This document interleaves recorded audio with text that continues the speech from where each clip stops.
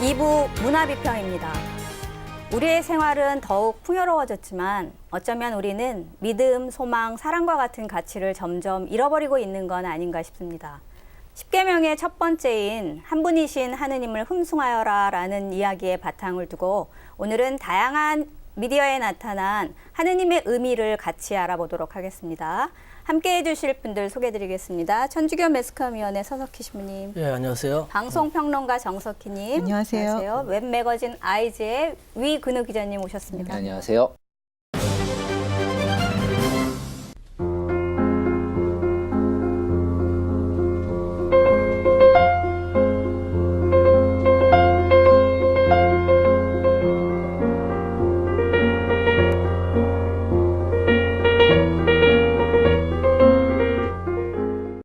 네, 선생님. 최근에 인기리에 종편에서 방송되고 있는 밀회라는 드라마죠. 네, 요즘 장안의 화제입니다. 그 20살 차이가 나는 남녀의 사랑, 더욱이 사제지 간의 사랑, 이른바 불륜이죠. 네. 그것 때문에 이제 떠들썩한데요. 저희 프로그램에서 불륜을 얘기하자는 건 아니고요. 네. 드라마의 배경은 사실은 굉장히 추악한 상류 사회예요. 음대와 재벌들이 배경이거든요. 근데 거기서 이제 각종 그 부패한 삶이 나오고 있는데 네. 그 썩을 대로 썩어서인지 거기에 그 점쟁이들이 몇 차례나 등장했습니다. 아, 그런데 이 아무래도 나약한 인간과 부패 그리고 이 무속 신앙은 한 세트인 모양이에요. 그리고 이 드라마에서 보면 그 점쟁이가 부정적으로 다가오는 게 아니라 굉장히 긍정적이고 저기 한번 찾아가 보고 싶다 이런 생각이 들 정도로 네. 그렇게 그리고 있는 거거든요. 그런데 이 드라마뿐만 아니라 다른 드라마라든지 예. 하다못해 연예 프로그램 같은 버라이어티 쇼 같은 데도 이런 무속의 요소들이 많이 등장하고 있죠. 짝짓기 프로그램이라고 하는 그런 우리 결혼했어요라든지 네, 네. 뭐 그런 류의 프로그램에서는 늘 그렇습니다. 이제 뭐 타로점이라든지 뭐 사주 역학 보는 데를 찾아가서 궁합을 본다던가 그런 일은 비일비재했는데요. 네. 근데 이제 이 드라마에서는 이 상류 사회잖아요. 그리고 음대 교수잖아요. 이 사람이 여기 주인공이 이제 불륜을 저지르는 여자죠. 여성의 이제 남편인 교수가 이 점쟁이를 찾아가게 되는 거예요. 자기 아내가 아무래도 수상하다. 그래서 네. 찾아가게 되는데 어쨌든 이제 뭐 사회 지도층이라고 할 만한 사람이 당연히 뭐 점집을 찾아가는 것도 좀 이상했어요. 그런데 이제 가서 이제 물어보게 됩니다. 이 아무래도 이 자기 아내와 제자가 어떠냐는 다 질문을 하는 건데 여기서 이제 뜻밖의 대답을 듣게 돼요. 아. 한번 보시겠습니다. 네. 교수님한테는 이 귀인 중에서 아주 산 귀인이지. 어떻게요? 민둥산에 나무고 빈곳간에 쌀이고 당신 와이프는 뭐 유별나게 좋지는 않지만 그렇다고 또 이혼이나 뭐 그런 거 한 번도 생각. 그거 하면 절대 안 돼요. 그러니까 지금 이렇게 점쟁이가 이 두 사람이 너한테는 너무 기인이다. 아내도 절대 너한테 도움이 되고 뭐 제자도 너한테 도움이 된다. 이렇게 말하니까 이 사람은 이제 아무리 불륜이 의심스러워도 이 두 사람을 버릴 수 없게 되죠. 그러니까 어느 쪽이 옳은가 이제 판단을 못 하는 거예요. 그리고 이 시청자 입장에서도 이상한 게 이 무속인은 두 가지를 말했거든요.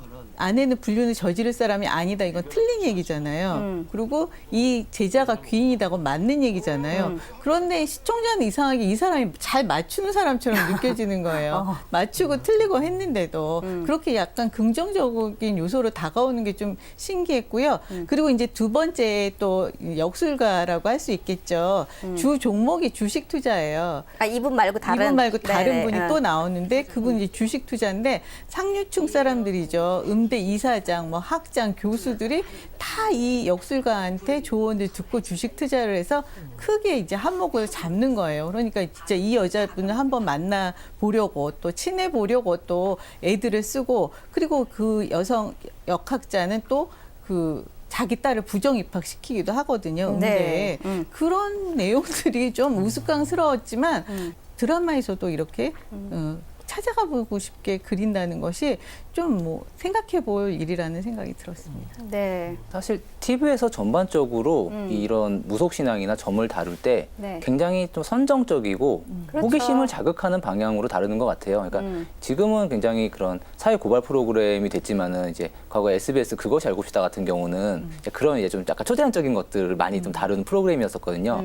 그럴 때 보면은 좀 재밌는 게 어떨 때는 무속신앙 되게 가짜다 하면서 이런 뭐 이런 것도 틀렸고 이런 것도 틀렸고 그렇게 보여주다가 또 어떨 때는 뭐 무속신앙 믿어야 되는가 하면서 되게 또 잘 맞추는 집에 가서 영한 걸 보여주고 사실 근데 여기서 중요한 거는 뭐 이게 잘 맞췄다 이런 게 아니라 해악에 가까울 수도 있거든요. 사실 사회적으로는 예전에 화성인 바이러스에서 굉장히 젊고 잘생긴 무속인이 나온 적이 있어요. 그분이 또 얼마나 맞출 수 있는가 이런 거 해보는데 정말 뭐 재미로만 한다면은 상관이 없겠지만은 그런 거 봤을 때 누군가는 뭔가 있는 건 아닐까? 저 사람한테 가서 한번 뭐 점을 쳐볼까? 이렇게 됐을 때 과연 정말 재미로만 하면 모르겠지만은 우리의 대소사 같은 거를 정말로 가령 결혼 같은 큰 일을 남에게 그것도 정말로 이 분야의 어떤 결혼 컨설턴트도 아니고 그냥 단순히 그냥 자신의 신앙을 가지고 있는 사람에게 그냥 묻는 게 말이 안 되는 거거든요. 이 점이나 이런 무속이라는 거에 대해서 어떤 과학적인 비판을 제대로 하지 않는 이런 미디어의 경향은 상당히 좀 잘못된 게 아닌가 생각을 해봅니다. 네. 그 실제로 공유 TV라는 데에서도 그 손금을 보는 사람이 나왔더라고요. 그게 SNS로 손금을 봐준대요. 근데 진짜 한번 보고 싶다는 사람들이 늘고 그 아무래도 이 TV에 한번 나오고 나면 정말 그분을 찾는 사람이 많다고 하거든요. 그래서 이게 오히려 미디어가 그런 무속신앙을 조장한다고도 할 수 있겠죠. 근데 이 드라마 같은 경우에는 망꽃소녀님이라는 작품 기억나실 거예요. 그 드라마는 아예 그 무녀였죠? 무병에 네. 걸린 이제 무녀의 딸이 무병에 걸려가지고 무속인이 되려고 하는 과정이었는데 그 결국 나중에는 이제 좋은 사람을 만나서 해피엔딩이었지만 그게 작가가 한번 바뀌었거든요. 그래서 아마 처음 작가인 임성환 씨가 계속 끌고 갔다면 결국에 무녀가 되고 이제 무녀로서의 삶을 잘 산다 이렇게 저는 결론을 낼 수도 있다고 보는 게 시청자가 재밌어 한다고 이 미디어가 계속 그거를 부추겨도 되는지 네. 좀 그 균형 감각을 좀 상실했다는 생각이 들어요, 지금은. 네. 뭐 기자님도 말씀하셨지만 무속적인 요소가 주는 이렇게 긍정적인 영향에 조금 너무 초점이 맞춰져 있는 게 아닌가. 미디어가 그 수용자들한테 보는 사람들로 하여금 시청자든 뭐 누구든 간에 수용자들한테 주는 효과가 또 모방의 효과가 있잖아요. 따라서 하고 싶은 그렇죠. 심리들 네네. 이런 부분들에 대해서 신중하게 생각할 필요가 있죠. 특히 초자연적인 것을 다룰 때라든가 그리고 또 일방적으로 맹신했을 때 오는 그런 결과들까지도 고려를 해야 되고 네. 또 비윤리적인 주제들을 다룰 때 객관성과 어떤 타당성, 뭐 공정성도 필요하겠죠. 저는 이제 상담을 하면서 그런 왜 좀 두려움이 많은 사람들일수록 자기의 운, 팔자 이런 무속 이게 굉장히 많이 의존해요. 아까 선생님 말씀하신 거에 보면 이게 이제 상류 사회에 굉장히 뭐랄까 부패한 그런 측면이라고 말씀하셨잖아요. 그럴수록 사람들이 자기 부와 권력을 지키려고 두려워서 더 어떤 무섭적인 요소에 매달리게 되는 거 아닌가. 이 드라마가 그런 면을 좀 보여주는 게 아닌가 그런 생각도 좀 드네요.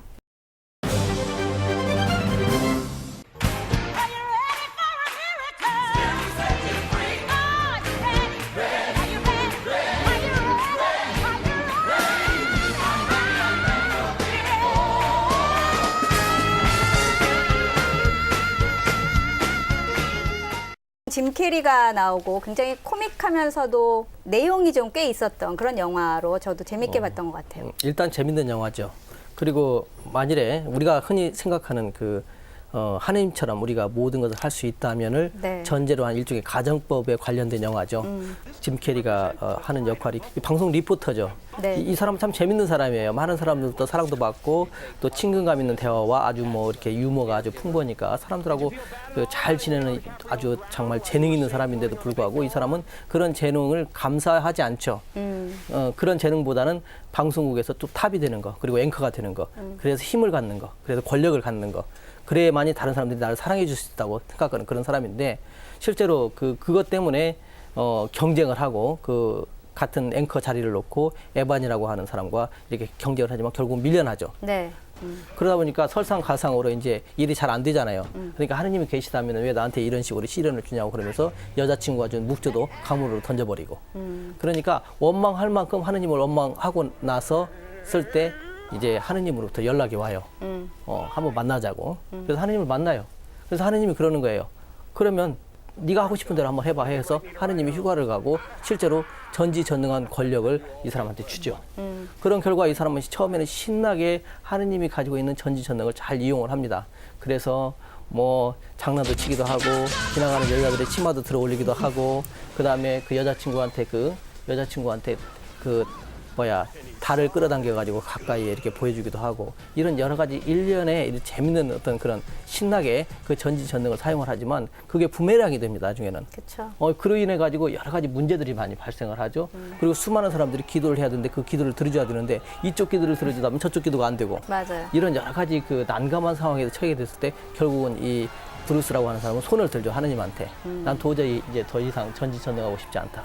그랬을 때 이제 이 사람은 이제 그러는 과정 속에서 진정으로 사람이 가져야 될 어떤 그런 가치, 그런 것은 힘이라든가 권력이라 이런 것보다는 어떤 마음이죠. 사랑과 헌신이라고 하는 것을 배우게 되는 그런 영화라고 볼 수가 있습니다. 네. 네. 두 분도 이 영화 보셨죠? 네. 예. 저희들 그런 생각을 많이 하잖아요. 앞서 이제 뭐 세월호 참사 이야기도 했지만은 신이 계시다면은 왜 이런 일이 벌어질까? 네네. 이 세상에 벌어진 악이라는 것들이 분명히 있고 왜 나에게 이런 불운이 있을까라는 생각들을 분명히 하게 되는 지점들이 있거든요. 있죠. 네. 예. 근데 이 영화에서 이제 그 신이 브루스에게 모든 그 힘을 주되 그런 말씀하죠. 신의 힘으로도 인간의 자유의지는 건드릴 수 없다.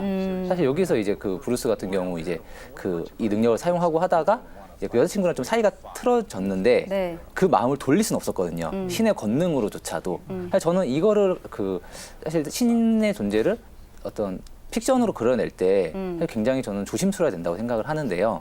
왜냐하면 이제 상당히 신이라는 존재가 나온 순간 사실 굉장히 신학적인 문제들을 건들 수밖에 없거든요. 근데 거기서 굉장히 현명하게 예, 신의 이런 전지전능한 신이 그것도 심지어 선한 신이 왜 어쨌든 인간의 어떤 자유의지만을 건드리고 두고 있는지 네. 예, 그런 설정 같은 것들을 상당히 좀 세밀하게 잡은 영화이지 않았나 생각을 합니다. 네. 권력이나 권한은 아무나 가져서는 안 된다고 생각하는 것이 저희 집 아이 그 둘이 제 앞에서 싸워도 그 판결을 낼 수가 없거든요. 네. 이 영화에서 보면 좀 인상적인 장면이 나와요. 그 조안 오스본이 그 원 오브 어스, 그러니까 그 우리들 중에 하느님이 계시다면 어떤 모습일까 이런 식의 제목의 노래인데 브루스가 그 하느님의 힘을 갖게 된 전지전능의 힘을 가지고 나서 신이 나가지고 부르는 노래죠. 그런데 이제 이 영화 속에서 보면 하느님이 여러 가지 모습으로 나타나죠. 노숙자의 모습으로 나타나기도 하고 뭐 청소부의 모습으로 나타나기도 하고 이런 여러 가지 모습으로 나타나는데 이 영화가 아까 그 말씀하셨지만 좀 조심해서 다뤄야 될 그 하느님에 대한 어떤 그런 캐릭터를 영화에서 픽션으로 다루고 있는데 네. 이 영화에서 픽션으로 다루면서 우리가 그렇게 갖지 말아야 되는 하느님의 상에 대해서도 얘기를 하는 것 같아요. 그렇죠. 예. 네. 그러니까 우리가 흔히 생각하는 하느님은 이런 하느님이 아니다. 차칫 오해할 수 있다. 이런 면들도 소개하고 있고요. 무엇보다도 이렇게 사람을 움직일 수 있는 것은 그 아까 또 자유의지, 뭐 전지전능과 자유의지라고 하는 이 구도가 이렇게 만들어지는데 그 아무리 전지전능할지라도 사람의 자유의지는 어떻게 할 수 없다. 정말 사람의 마음을 움직일 수 있는 것은 누구나 가지고 있는 거. 누구나 가지고 있는 사랑과 헌신의 마음.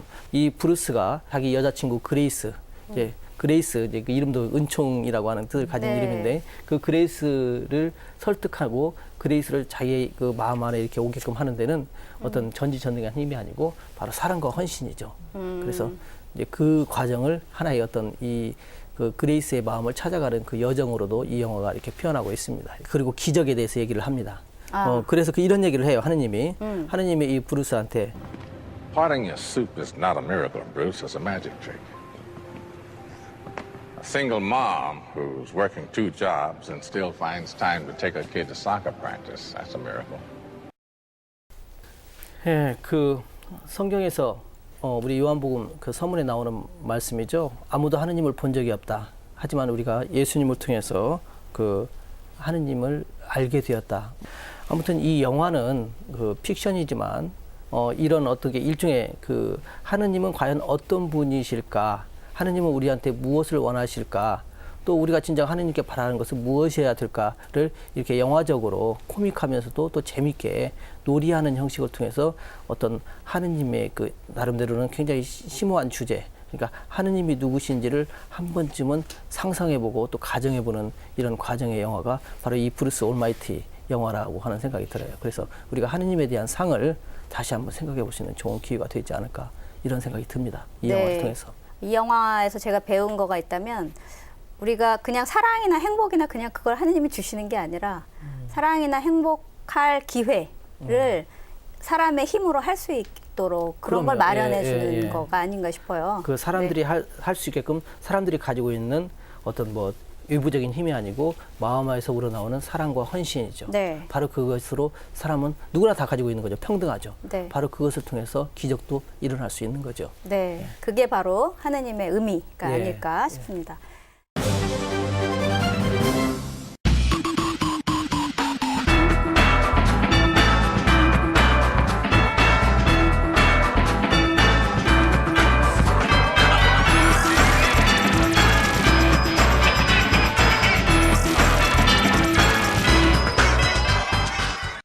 네, 기자님, 저는 좀 낯선 것 같은데 이 캐릭터 자체는 심슨 가족 캐릭터 같아요? 말씀 잘 해주셨는데요. 그 심슨 가족의 그 제작자이기도 한 아. 애니메이터 맷 그로닝이 제작한 그런 네. 애니메이션으로 이렇게 잘 알려져 있고요. 네. 이제 약간은 SF 좀 코믹이라고 할 수 있는데요. 이 주인공인 이제 프라이라는 친구가 네. 1999년 12월 31일이죠.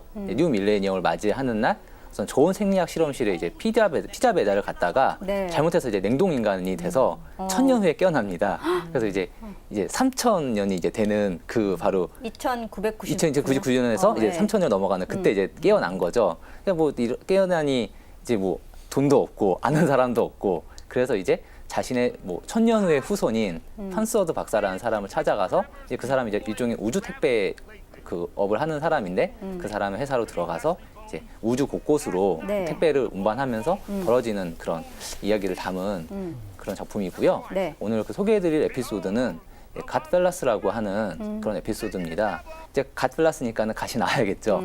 두 명의 신이 등장을 합니다. 여기서 이제 주인공 프라이의 친구인 로봇 벤더라는 그 로봇이 있는데요.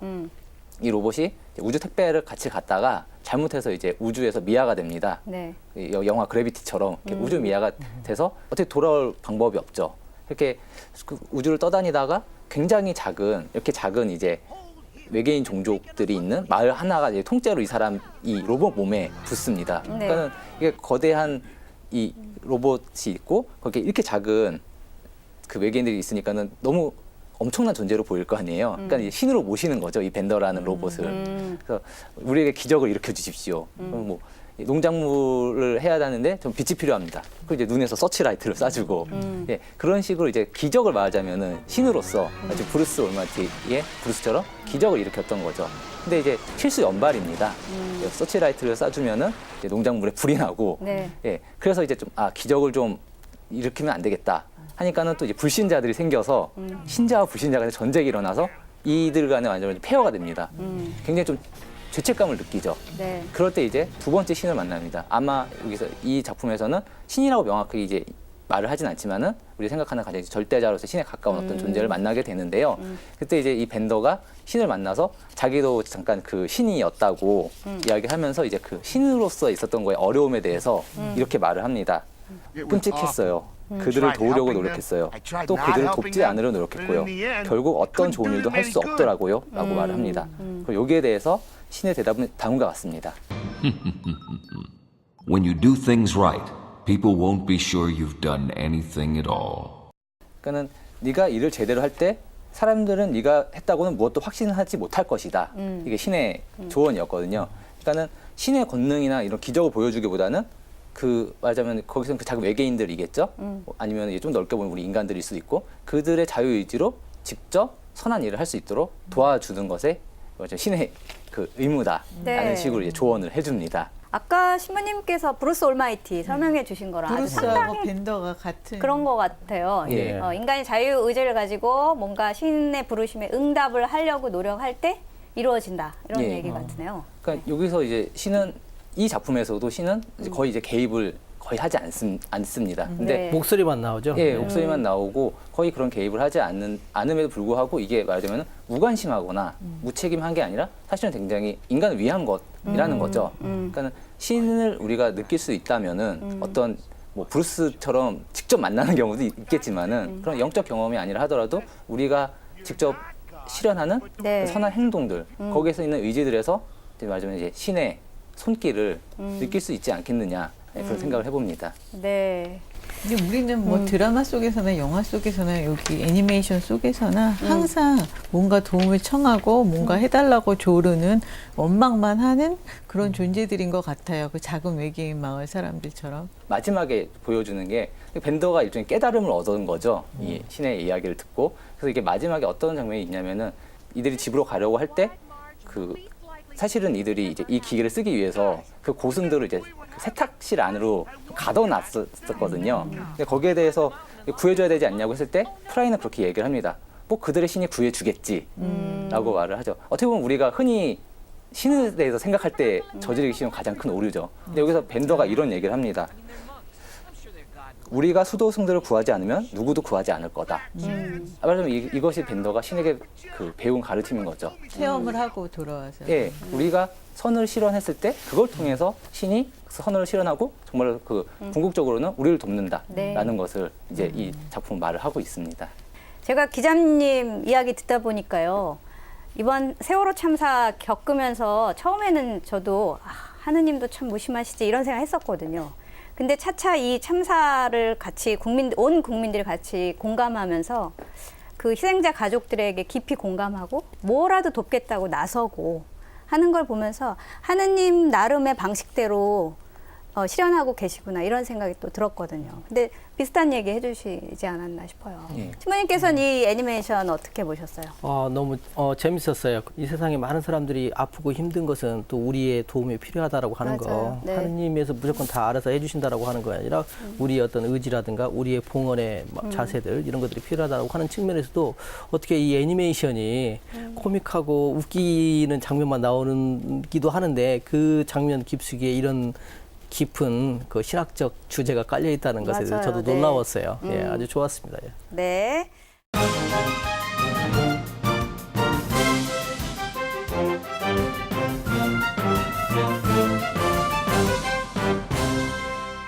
저희 이 가톨릭 미디어를 말하다 문화비평 시간에는요, 지금까지 12회 동안 여러 가지 좋은 작품들을 세 분이 소개해 주셨는데, 이제 서서히 저희 마무리로 좋은 작품 각 선생님마다 10편씩 오늘하고 다음 회에 걸쳐서 할 거거든요. 그래서 오늘은 5편씩만. 정석희 선생님? 네. 네.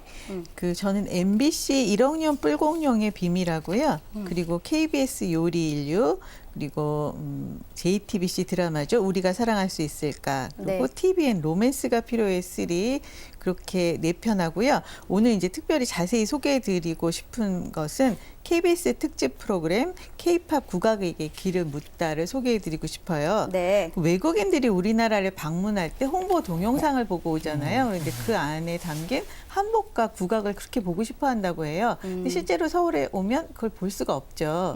그 국악 프로그램이 있다는 것도 사람들이 모릅니다. 근데 실제로 지금 KBS 국악 한마당이라는 프로그램이 네. 있어요. 1990년부터 지금까지 방송되고 있는데요.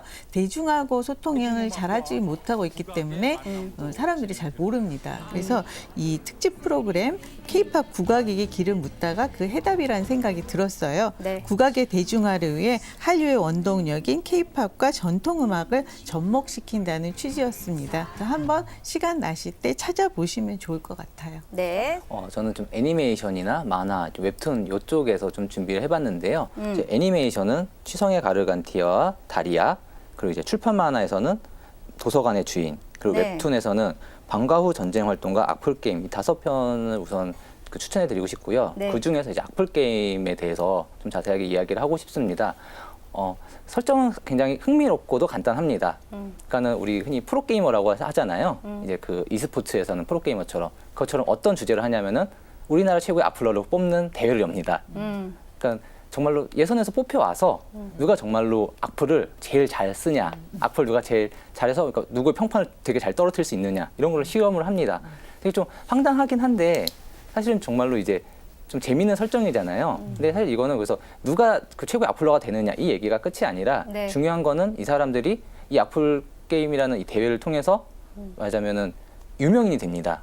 유명인이 되면서 자기들이 잘못하지 않은 것을 가지고도 이 사람들이 아주 악플의 대상이 되는 거죠. 그렇겠죠. 예, 자신들이 했었던 것들을 그대로 이제 부메랑처럼. 돌려봤거든요. 네네네. 이런 거 봤을 때는 이제 좀 역지사지하게 되는 거죠. 우리는 흔히 그냥 유명한 사람이 악플 견뎌야지라고 쉽게 말을 하는데 그 사람들이 얼마나 고통스러운지 맞아요. 그리고 그게 만약에 우리가 그 입장이 된다면 어떻게 될지 이것이 얼마나 불합리한 것인지라고 생각을 하게 하는 좀 코믹한 만화인데도 생각해볼 거리가 있는 그런 작품입니다. 네. 네. 신부님께서도 소개해 주시죠. 그러니까 영화 속에 나타난 하느님 관련돼 가지고 5편 소개해드리겠습니다. 그 피고인석의 하느님, 그 하느님을 피고인석에 앉혀놓고 원망하는 식의 어떤 재판 형식인데, 그리고 이제 어떤 도그마라고 하는 영화인데 네. 거기에도 하느님이 출연을 하죠. 맨 마지막에.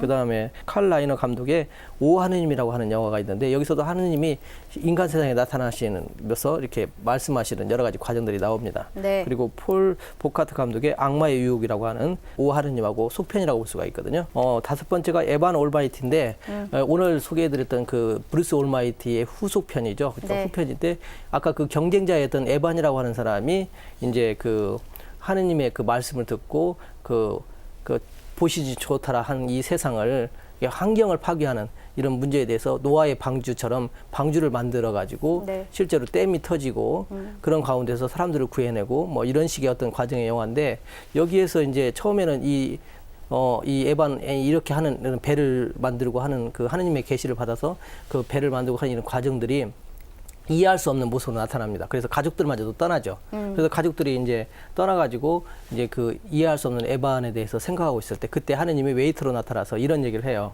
만일 당신들이 하느님께 가족 간의 사랑을 기도한다면 그 즉시 하느님께서는 당장 사랑을 주실까요?